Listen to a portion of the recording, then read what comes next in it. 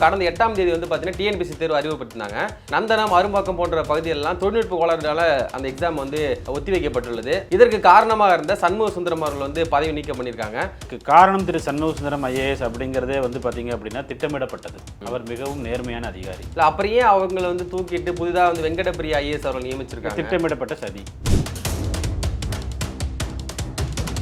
இப்போ நந்தனம் பகுதி உட்பட ஒரு 3 இடங்கள்ல பார்த்தீங்கன்னா 9 மணி வரைக்கும் அந்த வினாத்தாலே வரலன்னு சொல்றாங்க. எப்படி அந்த நேரத்துக்கு வராமல் இருந்திருக்கும்? அதுதான், சென்னையில் நீங்கள் இந்த விஷயத்தை திட்டமிட்டு நடத்தினால் உடனடியாக மிகப்பெரிய கவரேஜ் கிடைக்கும், கெட்ட பெயர் வரும், தேர்வு கட்டுப்பாட்டு அலுவலர் அதுக்கு பொறுப்பேற்க வேண்டும். பிரிலிமினரி எக்ஸாமுடைய ரிசல்ட் பப்ளிஷ் பண்றாங்க. அதில் வந்து அவங்க ஒரு லிஸ்ட்டை கொண்டு கொடுக்குறாங்க. இவரை கட்டாயப்படுத்துகிறார்கள், இந்த லிஸ்ட்டில் உள்ளவங்களை நீங்கள் வந்து பாஸ் பண்ண வைக்கணும்னு சொல்லிட்டு. இவர் வந்து அதெல்லாம் முடியாது அப்படின்னு சொல்லிட்டு அவங்க கொடுத்த லிஸ்ட்டை குப்பையில் தூக்கி போட்டுட்டு மெரிட் லிஸ்ட்டை பப்ளிஷ் பண்ணுறாரு.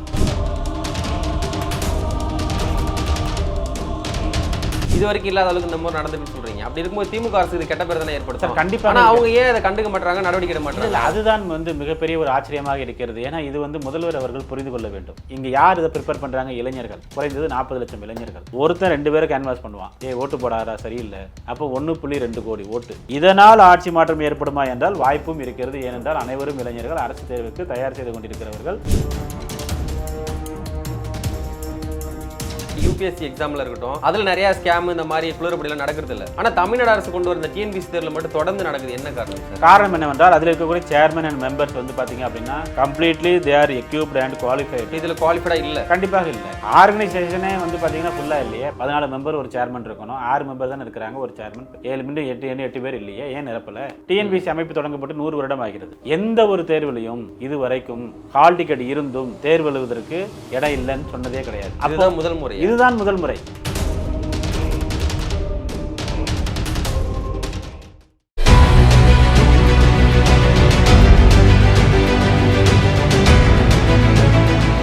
உலகெங்கும் வாழக்கூடிய தமிழ் சொந்தங்கள் அனைவருக்கும் வணக்கம். இன்றைய சிறப்பு நேர்காணல் நம்மோடு இணைந்திருப்பவர் போட்டித் தேர்வு பயிற்சியாளர் திரு நடராஜ் அவர்கள். வணக்கம் சார். வணக்கம் சார். வணக்கம் சார்.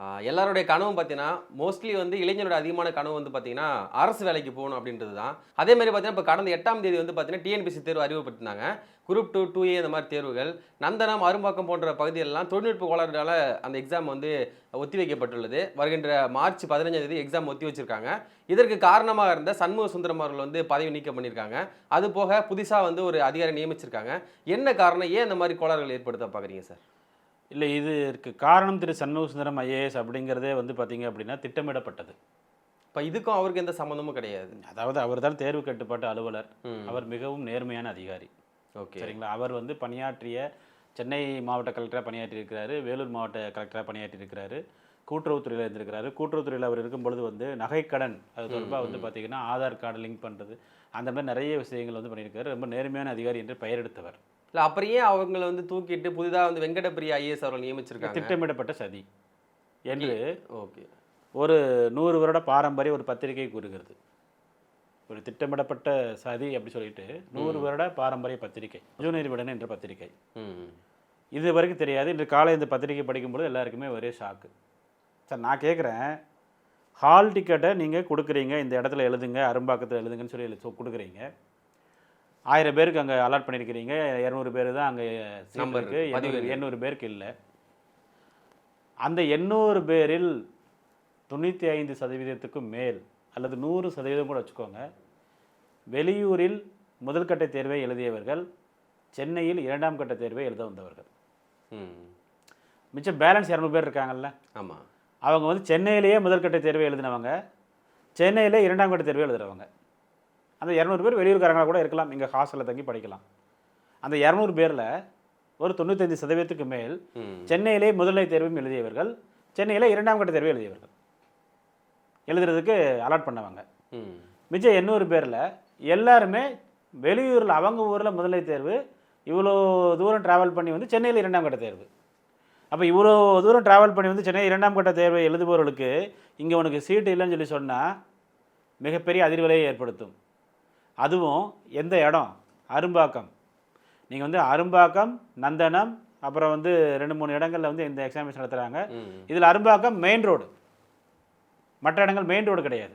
ஓகே, அரும்பாக்கம் என்பது மெயின் ரோடு, பூந்தமல்லி நெடுஞ்சாலை. அதனால சாலை மறியலும் பண்ணிட்டாங்க. நெடுஞ்சாலை தானே, பூந்தமல்லி நெடுஞ்சாலை, நேஷனல் ஹைவே. மற்ற 2 இடமும் நேஷனல் ஹைவே கிடையாது. இது வந்து பூந்தமல்லி நெடுஞ்சாலை. அப்போ அந்த பூந்தமல்லி நெடுஞ்சாலையை டார்கெட் பண்ணி அங்கே ஒரு 800 பேருக்கு சீட் இல்லைன்னு சொன்னால் கண்டிப்பாக அவங்க ரோட்டில் வந்து உட்காருவாங்களா மாட்டாங்களா? இல்லை இப்போ நந்தனம் பகுதி உட்பட ஒரு 3 இடங்கள்ல பார்த்தீங்கன்னா 9 மணி வரைக்கும் அந்த வினாத்தாலே வரலன்னு சொல்றாங்க. எப்படி அந்த நேரத்துக்கு வராமல் இருந்திருக்கும்? அதுதான் சென்னையில் நீங்கள் இந்த விஷயத்தை திட்டமிட்டு நடத்தினால் உடனடியாக மிகப்பெரிய கவரேஜ் கிடைக்கும், மீடியா கவரேஜ் கிடைக்கும், ஃப்ளாஷ் ஆகும், கெட்ட பெயர் வரும், தேர்வை ரத்து செய்ய வேண்டிய சூழ்நிலை வரும், தேர்வு கட்டுப்பாட்டு அலுவலர் அதற்கு பொறுப்பேற்க வேண்டும், அவர்தான் அதற்கு பொறுப்பு என்று அவரை நாம் காத்திருப்போர் பட்டியலுக்கோ இடமாற்றமோ செய்யலாம் என்பது திட்டமிடப்பட்ட சதி என்று ஜூனியர் விகடன் பத்திரிகை இன்று கூறியிருக்கிறது. அதாவது அரசு திட்டமிட்டு இப்படி பண்ணியிருக்காங்க அப்படின்னு சொல்லி அரசுக்கும் இதுக்கும் சம்பந்தமே இல்லை, சிஎம்முக்கும் தெரியாது, டெப்டி சிஎம்முக்கும் தெரியாது. ஓகே, இதற்கு வந்து அரசுக்கும் தெரியாது, அதே மாதிரி சண்முக சுந்தரம் அவருக்கும் தெரியாது, வேற யார் இதை பண்றா? இதற்கு பின்னால் இருக்கக்கூடிய, அதாவது அவங்க என்ன சொல்லியிருக்கிறாங்க அந்த பத்திரிகையில், ப்ரிலிமினரி எக்ஸாமுடைய ரிசல்ட் பப்ளிஷ் பண்ணுறாங்க, முதல்நிலை தேர்வுடைய ரிசல்ட். அதில் வந்து அவங்க ஒரு லிஸ்ட்டை கொண்டு வந்து கொடுக்குறாங்க. இவருக்கு வந்து இவரை கட்டாயப்படுத்துகிறார்கள், இந்த லிஸ்ட்டில் உள்ளவங்களை நீங்கள் வந்து பாஸ் பண்ண வைக்கணும்னு சொல்லிட்டு. அது என்ன சொல்லிக்கிறாங்க, இருக்கக்கூடிய அதிகாரிகள் பொதுவாக போட்டிருக்காங்க, அதிகாரிகள் அமைச்சர்கள் சொல்லி பொதுவாக போட்டிருக்கிறாங்க. அப்போ வந்து இவர் வந்து அதெல்லாம் முடியாது அப்படின்னு சொல்லிட்டு அவங்க கொடுத்த லிஸ்ட்டை குப்பையில் தூக்கி போட்டுட்டு இவர் என்ன பண்ணுறாரு, மெரிட் லிஸ்ட்டை பப்ளிஷ் பண்ணுறாரு.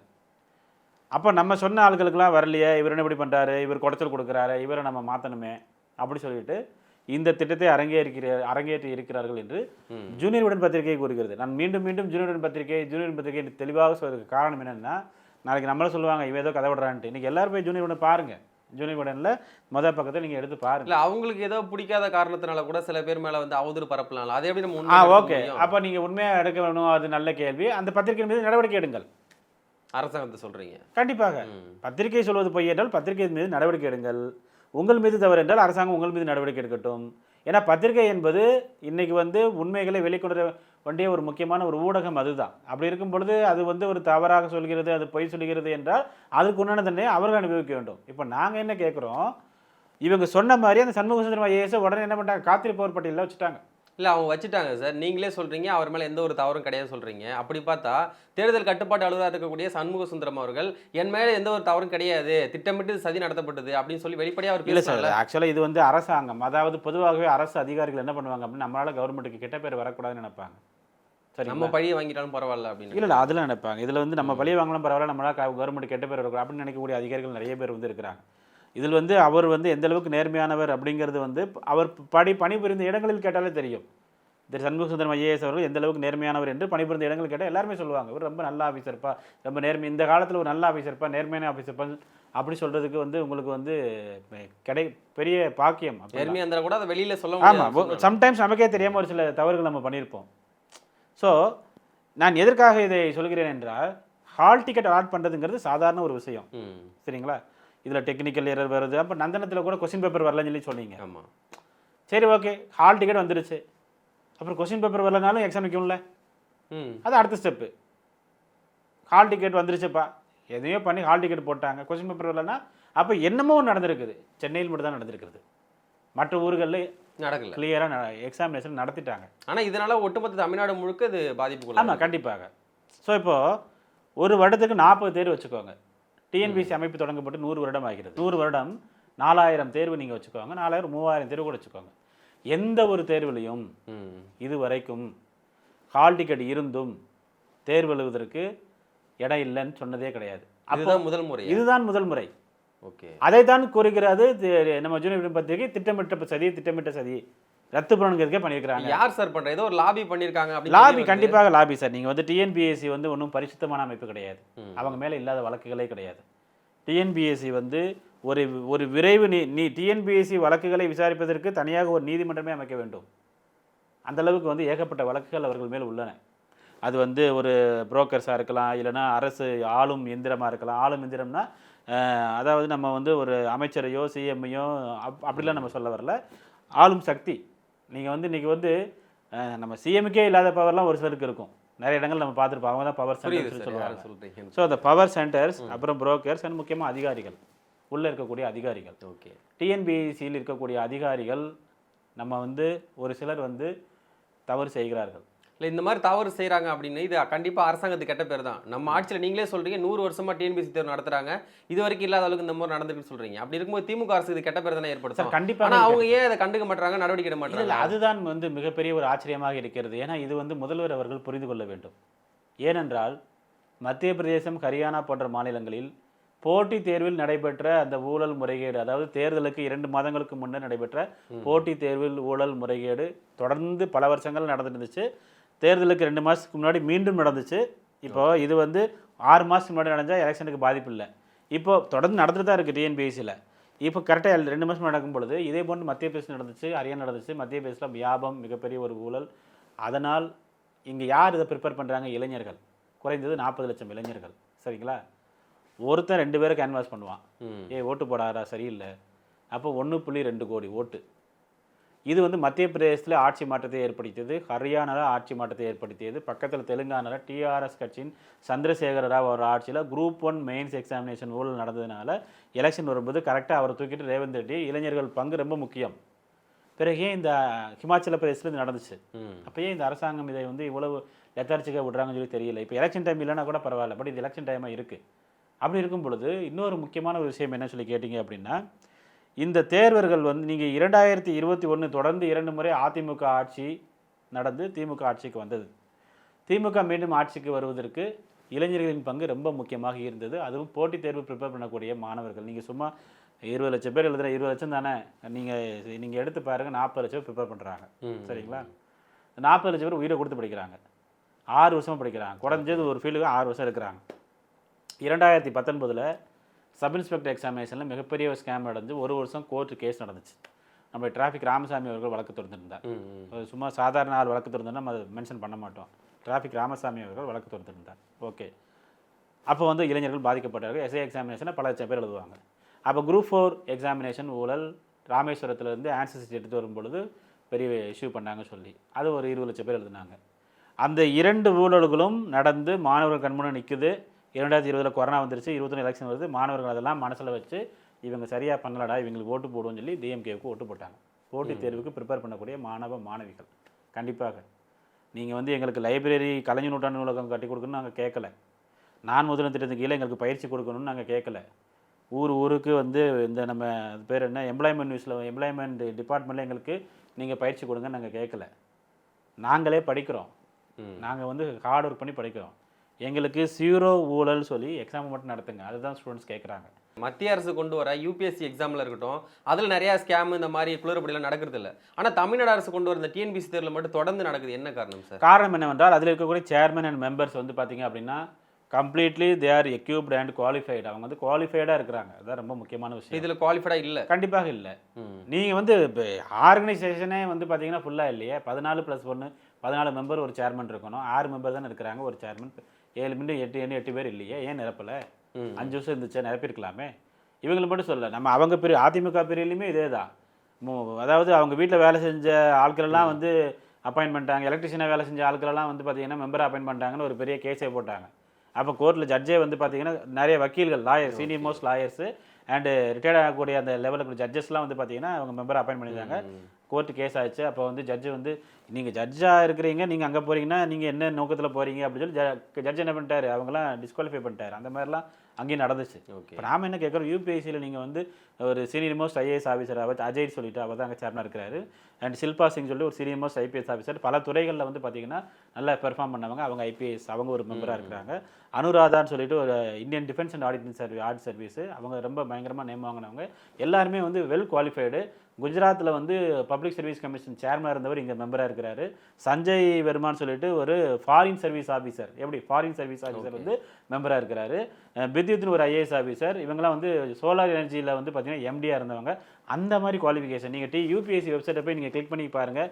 மெம்பருடைய அந்த குவாலிஃபிகேஷன் பார்க்கும்போதே நமக்கு வந்து நம்மளும் இந்த மாதிரி ஆகணும் அப்படிங்கிற ஒரு எண்ணம் தோன்றும். இல்லை, இதெல்லாம் வச்சு பார்க்கும்போது மாணவர்களுக்கு வந்து டிஎன்பிசி தேர்வோட யூபிஎஸ்சி நல்லபடியாக நடக்கிறாங்க, அங்கே வந்து உள்ள அதிகாரிகள்லாம் சிறப்பான முறையில் செயல்படுறாங்க. அப்போ நம்ம டிஎன்பிசியில் இந்த மாதிரி குளறுபடி நடக்குது, இதை நம்ம ட்ரை பண்ணுறதோட நம்ம யூபிஎஸ்சி கடினமாக இருந்தோட பரவாயில்ல, அதை நம்ம ட்ரை பண்ணலான்ற மாதிரி மனநிலைக்கு மாற்றப்பட மாட்டாங்களா? மனநிலைக்கு மாற்றப்படுகிறார்கள். நான் என்ன சொல்ல வரேன் அப்படின்னா, டிஎன்பிஎஸ்சி மெம்பரோட குவாலிஃபிகேஷன் நீங்கள் எடுத்து பாருங்களேன். இங்கே என்ன படிச்சிருக்காங்கன்னு யாருக்குமே படிச்சது மட்டும் தான் தெரியும். பட் இதுக்கு முன்னாடி அவங்க என்ன பொசிஷனில் இருந்தாங்க, நீங்கள் வந்து எவ்வளோ அனுபவம் இருக்குது. அரசு பணியாளர் தேர்வாணையத்தில் உறுப்பினராக வேண்டும் என்றால் குறைந்தது மாநில அரசு மத்திய அரசில் 10 ஆண்டுகள் வேலை பார்த்திருக்க வேண்டும். சிறப்பு வாய்ந்தவர்களாக இருக்க வேண்டும், நேர்மை மிக்கவர்களாக இருக்க வேண்டும், அப்புறமா வந்து புகழ் வாய்ந்தவர்களாக இருக்க வேண்டும். இதெல்லாம் அதில் வந்து ஒரு குவாலிஃபிகேஷனாக கொடுத்துருக்குறாங்க. இப்போ நீங்கள் யூபிஎஸ்சி மெம்பர்லாம் எடுத்து பார்த்தீங்கன்னா அப்படி தான் இருக்கும். பயங்கரமாக வந்து புகழ் வாய்ந்தவராக இருக்கிறாங்க, நேர்மையாக இருக்காங்க. அவங்கள பற்றி இங்கே மகாத அதிகாரி அந்த மாதிரிலாம் இருப்பாங்க. ஆமாம், இங்கே வந்து இவங்க என்ன குவாலிஃபிகேஷனே யாருக்குமே தெரியாது. சரிங்களா, ஒருத்தர் எம்எஸ்சி பிஹெச்டி படிச்சிருக்காங்க, ஒருத்தர் வந்து எஃப்சிஏ எம்எஸ்சி பிஹெச்டி படிச்சிருக்காங்க, ஒருத்தர் வெறும் பிஏ எக்கனாமிக்ஸ் தான், அப்புறம் ஒருத்தர் மட்டும் ஐஆர்எஸ் ஆஃபீஸர், விஆர்எஸ் வாங்கினா ஐஆர்எஸ் ஆஃபீஸர், சேர்மன் வந்து ஐஏஎஸ் ஆஃபீஸர், மிச்சம் 8 போஸ்ட் வந்து வேக்கண்டாக இருக்குது. அண்ட் ஒரு ஃபாதர் ஒருத்தர் இருக்கார், ஃபாதர் ராஜன் ஒருத்தர் இருக்கார். ஸோ அப்போ வந்து இந்த அமைப்பு ரீதியாகவே மாற்றங்களை நீங்கள் கொண்டு வர வேண்டும். நீங்கள் அமைப்பை பார்க்கும் பொழுதே வந்து ஒரு கவர்மெண்ட்டில் 20 வருஷம் வேலை பார்த்த ஒரு ப்ரொஃபஸர், கவர்மெண்ட்டில் வந்து பார்த்தீங்கன்னா ப்ராக்டிஸ் பண்ண ஒரு டாக்டர், ஓகே, அப்புறமா வந்து ஒரு மிகப்பெரிய ஒரு அக்ரிகல்ச்சரலிஸ்ட் இருக்கிறாரு, சயின்டிஸ்ட்டு, அப்புறமா வந்து ஐஐடியில் படித்த ஒரு இன்ஜினியர், அப்புறமா வந்து ஒரு 50% நீங்கள் யாரை வேணாலும் போட்டுக்கலாம். அப்படி இருக்குது. 50% அவங்களுக்கு வந்து கவர்மெண்ட்டில் வேலை பார்த்து அப்படிலாம் இல்லை. 50% நீங்கள் யாரை வேணாலும் போட்டுக்கலாம். அந்த மாதிரி இடங்களில் யாரை வேணாலும் போட்டுக்கலாம். அப்படிங்கிற நீங்கள் சமூக செயற்பாட்டாளர்கள் அதில் நீங்கள் போடலாம், மெம்பராக போடலாம். நம்ம நேம் வாங்கினவங்க, புகழ் வாய்ந்தவங்க, அந்த மாதிரி நிறையெல்லாம் இருக்குது. ஸோ அப்படி இருக்கும்போது அமைப்பு ரீதியாகவே உங்களுக்கு வந்து ஒரு சில பிரச்சனைகள் இருக்குது. அது எந்த கட்சி இருந்தாலும் இருக்குது சார். நம்ம இவங்களை மட்டும் சொல்ல முடியாது. அதிமுக பிரிவில் இருக்குது. பட் ஒட்டுமொத்தமாக மாணவர்கள் இங்கே முட்டாளாக்கப்படுகிறார்கள். அதான் எங்களுக்கு ரொம்ப ஒரு வேதனையாக இருக்குது. ஏன்னா இந்த எக்ஸாமினேஷன் 2019 படிச்சுட்டு இருக்கிறாங்க. 2019 தேர்வுக்கு வந்து சிலபஸ் மாற்றுறாங்க, டிஎன்பிஎஸ்சி சிலபஸ் மாற்றுறாங்க. 20 கொரோனா, 21 ஆட்சி மாற்றம், 22 இவர்கள் மீண்டும் வந்து பேட்டர்னை மாற்றுறாங்க. 2019 தனித்தனியாக தேர்வு நடக்கும் 2A இவங்க வந்து ஒன்றா நடக்கும்னு சொல்லி 21 பேட்டர்னை மாற்றுறாங்க. 22 அங்கேயும் இதே போன்று குளறுபடி ஆன்சர் சீட்டை மாற்றி கொடுக்குறாங்க. ஆனால் என்னத்தையோ பண்ணி எக்ஸாம் நடத்தி முடிச்சிட்டாங்க. தேர்வர்கள் ஏன் இவ்வளோ கோவப்பட்டாங்க காரணம் சொல்கிறேன். 22லையும் தேர்வர்கள் வந்து பார்த்திங்கன்னா இந்த மாதிரி ஒரு அதாவது ஆன்சர் சீட்டை மாற்றி கொடுத்து ஒரு மிகப்பெரிய இதை சந்திச்சாங்க எக்ஸாமினேஷன் ஹாலில். அண்ட் 25 ஒரு பிப்ரவரி 8 எக்ஸாம் நடத்தும் பொழுது புதிதாக லாங்குவேஜ் பேப்பர் இன்ட்ரடியூஸ் பண்ணி தமிழ் பேப்பர் கஷ்டமாக கேட்டு இங்கிலீஷ் பேப்பர் ஈஸியாக கேட்டாங்க. அதனாலையும் மீண்டும் வந்து அவர்கள் வந்து ஒரு மனதளவில் வந்து பாதிப்புக்குள்ளாக கஷ்டப்பட்டு படிச்சும் பிரயோஜனம் இல்லாமல் போயிடுது. ஒரு 60 கொஸ்டின் இங்கிலீஷில் கேட்குறாங்க, 60 கொஸ்டின் தமிழில் கேட்குறாங்க. அந்த இங்கிலீஷில் கேட்குற கொஸ்டின் 60க்கு 55 ஈஸியாக எழுதலாம் யார் வேண்டுமானாலும். தமிழில் இருக்கிறது 60 40 தாண்ட முடியாது. அந்த மாதிரி கஸ்டமர் செட் பண்ணி வச்சா யார் பாஸ் பண்ணுவாங்க? இங்கிலீஷ் எழுத மட்டும் தான் பாஸ் பண்ணுவாங்க. ஸோ இப்போ இந்த எக்ஸாமில் பார்த்தீங்கன்னா இப்போ கேட்ட கேள்விகள்லாம் ரொம்ப ஈஸியாக இருந்துச்சு. இதெல்லாம் நாங்கள் கண்டிப்பாக எழுதி நிறைய பாஸ் பண்ணியிருக்க முடியும். அடுத்த முறை எப்படி கேட்பாங்கன்னு தெரியல. மார்ச் மாதம் வச்சிருக்காங்க, நாங்கள் திரும்ப லீவ் போட்டு இதுக்காக நாங்கள் மெனக்கிட்டு வரணுன்ற மாதிரி மாணவர்கள்லாம் ரொம்ப கண்டிப்பாக அது அவருக்கு பாதிப்பு தானே. நீங்கள் வந்து என்ன பண்ணியிருக்கணும் அப்படின்னா, எக்ஸாமினேஷன் கேன்சல் நீங்கள் சொல்லிட்டீங்க. எல்லா ஹால்லையும் வந்து ஒரு 11 ஐ திங்க் ஒரு 11 o'clock முடியாயிருச்சு எக்ஸாமினேஷன் கேன்சல்ட்டு. 11 மணிக்கு எல்லாருக்கும் இன்ஃபார்ம் பண்ணி இங்கே வெளியே அனுப்பியிருக்க வேண்டியது தானே. நீங்கள் அவங்களை 12 வரைக்கும் எக்ஸாம் உட்கார எழுதி முடிச்சு வெளியே சில பேர் எழுதி முடிச்சு நான் பாஸ் ஆகிடணும் நம்பிக்கையில் வெளில வந்திருப்பேன். கண்டிப்பாக அதை நீங்கள் வந்து பண்ணியிருக்கலாம். அதையும் நீங்கள் பண்ணலை. பட் எது எப்படியோ இது வந்து ஒரு தவறு நடந்து விட்டது. இந்த தவறு மீண்டும் நடக்கக்கூடாது அப்படிங்கிறது தான். ஏன்னா மறுபடியும் ஒரு மாதம் உட்காந்து படிக்கணும், அதுக்கு லீவ் வாங்கணும். இப்போ வெளியில் லீவ் கொடுக்க மாட்டாங்க. ப்ரைவேட் வேலை பார்க்குறவங்களுக்கு சம்பளம் கொடுக்க மாட்டாங்க. கவர்மெண்ட் ஆல்ரெடி வேலை பார்க்குறவங்களுக்கு வந்து பார்த்தீங்க அப்படின்னா கண்டிப்பாக லீவ் கொடுக்க மாட்டாங்க. எலெக்ஷன் டைமு அது நீங்கள் இது பண்ண ஏற்கனவே குரூப் 4 சர்வீஸில் வேலை பார்க்குற நிறைய பேர் இப்போ இந்த எக்ஸாம் எழுதியிருக்கிறாங்க. எலெக்ஷன் கால் ஃபார் பண்ணிட்டாங்க அப்படின்னா மார்ச் 15 எக்ஸாமினேஷனுக்கு இவங்களுக்கு யாருக்கா லீவ் கொடுப்பாங்களா? கண்டிப்பாக கொடுக்க மாட்டாங்க.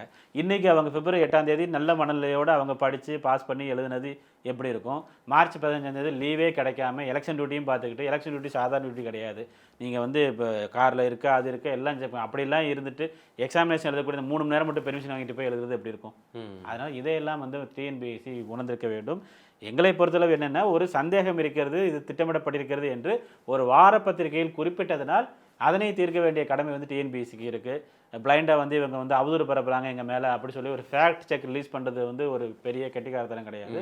ஒரு நீதி விசாரணை நடத்த வேண்டும். இதைத்தான் வந்து பார்த்தீங்கன்னா கட்டறிந்த செயல்பாட்டாளர்கள் எல்லாருமே சொல்கிறது என்னென்னா, இதில் வந்து கண்டிப்பாக பின்னாடி என்னமோ ஒரு பெருசாக ஒன்று இருக்குது. நீதி யாரெல்லாம் இதில் விசாரணைன்னு நினைக்கிறீங்க சம்மந்தப்பட்ட இதில்? டிஎன்பிஎஸ்சியில் வந்து பார்த்தீங்கன்னா இந்த செக்ஷனில் அது ஹால் டிக்கெட் இஷ்யூ பண்ணக்கூடிய செக்ஷனில் இருக்கக்கூடிய ஆஃபீஸர்ஸ், அது section officer, under secretary, deputy secretary, assistant section officer, assistant, typist and அந்த ரூமுக்குள்ளே போகக்கூடிய ஓஏ முதற்கொண்டு எல்லாத்தையும் நீங்கள் வந்து இதில் வந்து விசாரிக்கணும் ரொம்ப முக்கியமாக.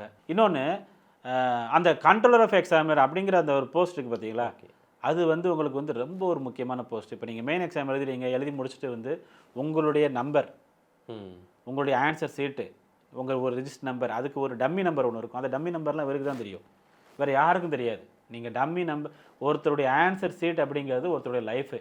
அந்த 10 லட்சம் பேருடைய லைஃப் வந்து இவர் கையில். சரிங்களா, அவர் வந்து பார்த்திங்கன்னா அது எந்த அளவுக்கு பாதுகாப்பாக கையாளமோ அந்த அளவுக்கு பாதுகாப்பாக அவர் வந்து கையாண்டு கொண்டு இருப்பார். அப்படி இருக்கும் பொழுது அந்த மாதிரி நம்பரெல்லாம் வந்து பார்த்திங்கன்னா கேட்டு வாங்குறது போகிறது இதெல்லாம் பழைய காலங்கள் நடந்திருக்கு. இது வந்து 2018 வந்து மிகப்பெரிய அளவில் ஒரு குரூப் ஒன் முறைகேடு, ஒரு அதாவது முறைகேடுன்னு 2016 தெரிஞ்சு 17 வெளில வந்து விசாரணை தொடங்கி 18 வந்து அந்த அதிகாரிகள் விசாரிக்க போயிட்டாங்க. போலீஸ்காரங்க விசாரிக்க போகும்போது அந்த டைம் பார்த்து அன்னைக்கு இருந்த ஒரு செக்ரட்டரி, கண்ட்ரோல் ஆஃப் எக்ஸாமினர்லாம் எங்களுக்கு வேறு போஸ்ட் கொடுக்குன்னு போயிட்டாங்க. ஸோ அப்போ நம்ம என்ன பார்க்குறோம், 2012 18 வரைக்கும் தொடர்ந்து 6 வருஷம் இந்த போஸ்ட்டில் இருந்தாங்க. அப்போல்லாம் எனக்கு ட்ரான்ஸ்ஃபர் கொடுன்னு கேட்கவே இல்லை. பட் இந்த விசாரணை வேகம் எடுக்கும்போது எங்களுக்கு ட்ரான்ஸ்ஃபர் கொடுங்கன்னு சொல்லி 2 பேரும் எஸ்கேப் ஆகுறாங்க அப்படின்னா சந்தேகத்தை கிளப்புமா இல்லையா? யார் வேணாலும் கூகுளில் போய் செக் பண்ணி பார்க்கலாம். 2018 ட்ரான்ஸ்ஃபர் ஆன கண்ட்ரோல் ஆஃப் எக்ஸாமினர் யார், 2018 ட்ரான்ஸ்ஃபர் ஆன செக்ரட்டரி யார், சரிங்களா? அப்போ நான் என்ன கேட்குறேன் அப்படின்னா, இது வந்து முழுக்க முழுக்க தேர்வர்கள் டிஎன்பிஎஸ்சி என்ற நிறுவனத்தை நம்பி எழுதுகிறார்கள். அப்படி இருக்கும்போது அவர்களுக்கு வந்து இன்னைக்கு நேற்று நடந்தால் பரவாயில்ல, தொடர்ந்து நடந்துட்டு இருக்கு. மாணவர்களையே மிகப்பெரிய ஒரு அதிருப்தி நிலவுகிறது. இதனால் ஆட்சி மாற்றம் ஏற்படுமா என்றால் வாய்ப்பும் இருக்கிறது. ஏனென்றால் அனைவரும் இளைஞர்கள், அரசு தேர்வுக்கு தயார் செய்து கொண்டிருக்கிறவர்கள், அரசு ஊழியர்களும் இதனால் பாதிக்கப்படுகிறார்கள். நீங்கள் இந்த மாதிரி செலக்ட் பண்ணி கொண்டு போனதுன்னா அவங்களுக்கு வந்து கொஞ்சம் வேலை பளு குறையும். டிஎன்பிஎஸ்சியில் இருக்கிறவங்களே வந்து போராட்டம் நடத்துகிறாங்க. எதுக்கு போராட்டம் நடத்துகிறாங்க? வேலை செய்யறதுக்கு ஆள் இல்லை, எங்களுக்கு வந்து வேலை செய்யறதுக்கு ஆள் அனுப்புங்கன்னு சொல்லி 10 பேர் செய்கிற இடத்துல 4 பேர் இருக்காங்கன்னா கண்டிப்பாக அவங்க சுமையாக தானே இருக்கும். 4 பேர் இருக்காங்க, அதில் ஒருத்தர் லீவில் இருப்பார், மிச்சம் 3 பேர் தான். நிறைய இருக்குது, அதுக்கு ஏகப்பட்ட விஷயங்கள் இருக்குது. ஸோ இதெல்லாம் வந்து அரசாங்கம் களைய வேண்டும். மீண்டும் ஒரு நல்ல பெயர் எடுக்கணும் அப்படின்னா வந்து ஒரு 10,000 வேகன்சி இப்போ ரீசெண்டாக நடந்த குரூப் 4 எக்ஸாமினேஷனில் எக்ஸ்ட்ரா சேர்த்து விட்றோன்னு சொல்லி இந்த ஒரு 10 நாளில் கவுன்சிலிங் நடத்தி ஒரு 10,000 பேருக்கு புதுசாக வேலையெல்லாம் போட்டாங்கன்னா மக்களுக்கு வந்து நம்பிக்கை வரும். இல்லை என்றால் யாரோ செய்த தவறுக்கு அரசாங்கம் வந்து பழியை ஏற்கிற மாதிரி இது கண்டிப்பாக அப்படித்தான். யாரோ ஒருத்தங்க தயவு செய்கிறாங்க, இதுக்கு ஏன் வந்து நம்முடைய சிஎம் எப்படி சிஎம் அவங்க ஏன் கெட்ட பேர் வாங்கணும், அந்த மாதிரி எண்ணங்கள் தான் இன்றைக்கி இருக்குது. இப்போ நீங்களே சொன்னீங்க சார் ஒரு 10,000 வேகன்சி போட்டுடலான்னு. ஆனால் இப்போ பொதுவாக வெகுஜன மக்கள் என்ன சொல்கிறாங்கன்னா, கவர்மெண்ட்டுக்கு காசு தேவைப்படுதுன்னா பொதுவாக வேகன்சி இருக்க மாதிரி அலோன்ஸ் பண்ணுறாங்க. 600 வேகன்சி 800 வேகன்சின்னு சொல்கிறாங்க. கிட்டத்தட்ட 5,50,000 பேர் 6 லட்சம் பேர் பதிவு பண்ணுறாங்க நான் எக்ஸாம் எழுதுறேன் அப்படின்னு. ஆனால் ஒரு 4 லட்சம் பேர் எக்ஸாம் எழுதுறாங்க. அப்படிலாம் பதிவு பண்ணுறவங்க ஒரு ஆளுக்கு ஒரு 300 ரூபாய் அந்த மாதிரி கொடுக்குறாங்கன்னா கிட்டத்தட்ட இதிலே வந்து பார்த்தீங்கன்னா ஒரு 16 கோடி 17 கோடி அவங்களுக்கு காசு வருது. இதுக்காக கூட சிலர் வந்து இந்த மாதிரி எக்ஸாமுக்காக பயன்படுத்தலாம் அப்படின்ற மாதிரி தமிழ்நாடு அரசு மேலே குற்றச்சாட்டு வைக்கிறாங்க. அது உண்மையா சார்? இல்லை, அப்படி கிடையாது. இல்லை, நீங்கள் வந்து உங்கள்கிட்ட என்ன நீங்கள் அதில் வந்து ஒரு இப்போ நம்ம செல் கேஸ்டாக இருக்கிறோம் அப்படின்னா நமக்கு வந்து எக்ஸாமினேஷன் ஃபீஸ் கிடையாது. ஓகே. விமனாக இருக்கிறோன்னா அவங்களுக்கு உங்கள் கன்செஷன் இருக்குது. அப்போ நீங்கள் இப்போ கம்ப்ளீட்டாக யார்கிட்ட நம்ம வாங்குறோன்னா பிசி எம்பிசி அங்கே தான் நம்ம நிறையா வாங்குகிறோம், சரிங்களா? அப்படி இருக்கும் பொழுது அதை வச்சு நீங்கள் உங்களுக்கு எக்ஸாமினேஷன் கொஸ்டின் பேப்பர் பிரிண்ட் போடணும், கொஸ்டின் பேப்பர் கொண்டு வரணும், எக்ஸாம் ஹால் அரேஞ்ச் பண்ணணும், அன்றைக்கு வரை இன்விஜிலேட்டருக்கு வந்து பணம் கொடுக்கணும், தண்ணி அரேஞ்ச், எவ்வளோ செலவு இருக்குது. இவங்க கொடுக்குற 300 ரூபாயில் அதுவே காணாமல் போயிடும், சரிங்களா? அதெல்லாம் நம்ம ஒரு பெருசாக இது பண்ண முடியாது. இருந்தாலும் என்னவென்றால் இதையும் மீறி அவர்கள் 300 ரூபாய் கொடுக்கறத விட அவருடைய உழைப்பு அதில் இருக்குது, அவருடைய நேரம் இருக்குது, அவருடைய காலம் இருக்குது, அவருடைய திறமை இருக்குது. அதற்கு நாம் வந்து மதிப்பு கொடுக்க வேண்டும். அப்படிங்கிறதுக்காக தான் தேர்வுகள் நியாயமாக நடக்க வேண்டும் என்று நாங்கள் கூறுகிறோம். ஓகே. தேர்தல் கட்டுப்பாட்டு அலுவலர் சண்முக சுந்தரம் நீக்கப்பட்டிருக்காங்க. புதுசாக வெங்கடபிரியா அவர்கள் நியமிச்சிருக்காங்க. இவங்க வந்ததுக்கப்புறம் இந்த மாதிரி குளறுபடிகள் நடக்காமல் இருக்குன்னு நம்ம உறுதியாக நம்ப முடியுமா? அதாவது யார் வந்தாலும் யார் வரலனாலும் அந்த சிஸ்டமுக்கு பின்னாடி வந்து திரைமறைவில் இருப்பவர்கள் ஒழுங்காக இருந்தால் மட்டுமே சிஸ்டம் ஒழுங்காக இருக்கும்.